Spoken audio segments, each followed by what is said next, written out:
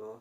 Perkenalkan, nama saya Tommy Kusnedi, NIM 1715050058.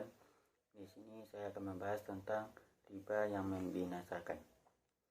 Kita semua pasti mengharapkan kebahagiaan, kesejahteraan, dan keterangan dalam kehidupan, di mana salah satunya bisa kita dapatkan melalui menjauhkan diri dari transaksi ribawi. Allah Subhanahu wa taala berfirman dalam Al-Quran surah Al-Baqarah ayat 275 dan 276 yang berbunyi, Bismillahirrahmanirrahim. Alladzina yaquluna ar-riba la yaqumuna illa kama yaqumu alladzina yatakhabbathu asy-syaitanu minal mas.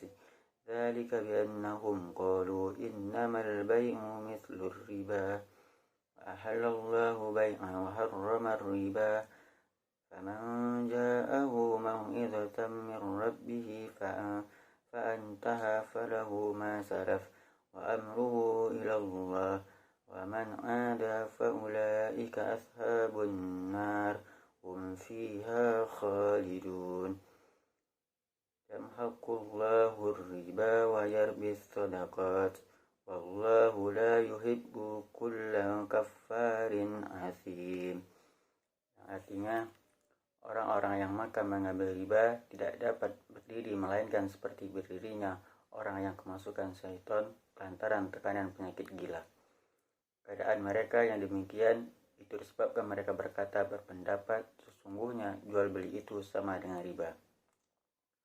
Orang-orang yang telah sampai kepadanya larangan dari Rabb-nya lalu terus berhenti dari mengambil riba, maka baginya apa yang telah diambilnya dahulu sebelum datang larangan, dan urusannya terserah kepada Allah.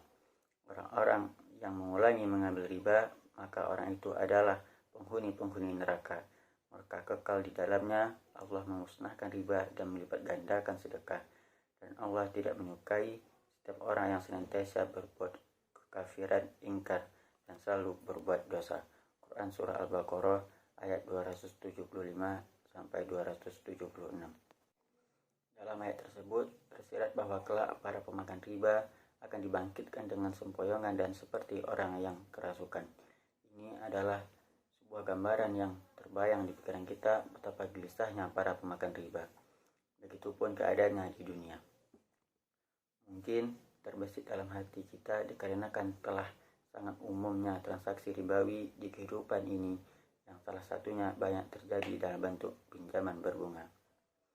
Sebuah pertanyaan berupa bagaimana bisa pinjaman riba itu haram?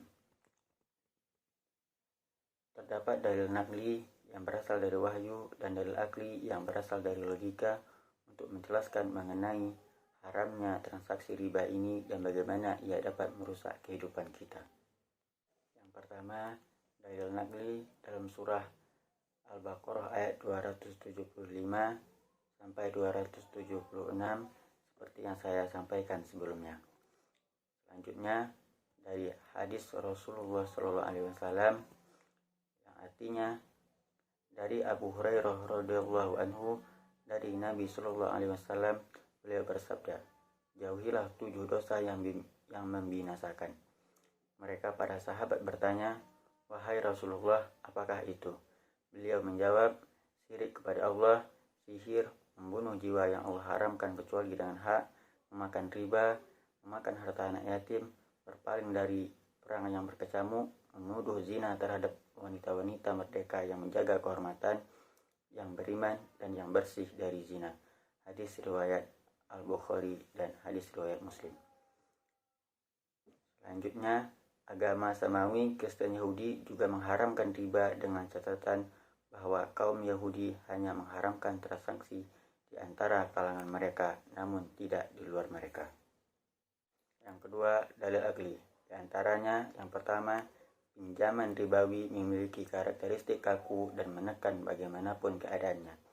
Hal ini dapat terlihat ketika seseorang yang sedang membangun usaha, di mana sifat dasar bisnis terkadang naik namun terkadang turun. Pada saat bisnis sedang naik, maka pinjaman tersebut bisa dibayarkannya. Namun, ketika bisnis sedang turun, bisa jadi hanya ada hasil untuk membayar bunga saja, dan pada saat itu muncullah denda ribawi yang berlipat dan menggulung setiap bulannya. yang menyebabkan seseorang tenggelam dalam hutangnya.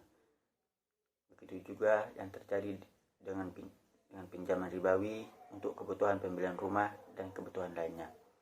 Karena roda kehidupan selalu berputar dan tidak selamanya seseorang memiliki beban kehidupan atau pendapatan yang konstan. Yang kedua, pinjaman ribawi tidak melihat proses yang terjadi. Ketika dana pinjaman yang digelontorkan, maka argo bunga langsung jalan dan berkembang walaupun barang yang dibeli belum dapat dimanfaatkan.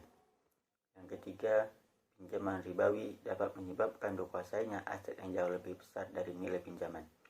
Hal ini sebagaimana dahulu dilakukan oleh masyarakat Yahudi Yastrib Madinah yang memberikan pinjaman ribawi berbunga. Kemudian bagi yang tidak sanggup membayar, baik dikarenakan bunga yang terus berjalan dan membesar ataupun penurunan pendapatan si peminjam, maka diambil lahan tanahnya sehingga sedikit demi sedikit masyarakat Yahudi memiliki kawasan di Yastrib pada kala itu. Kita pun melihat hal ini pada beberapa negara di dunia yang dikuasai ekonominya karena hutang ribawi. Itulah yang dapat saya sampaikan. Lebih dan kurang saya mohon maaf. Wassalamualaikum warahmatullahi wabarakatuh.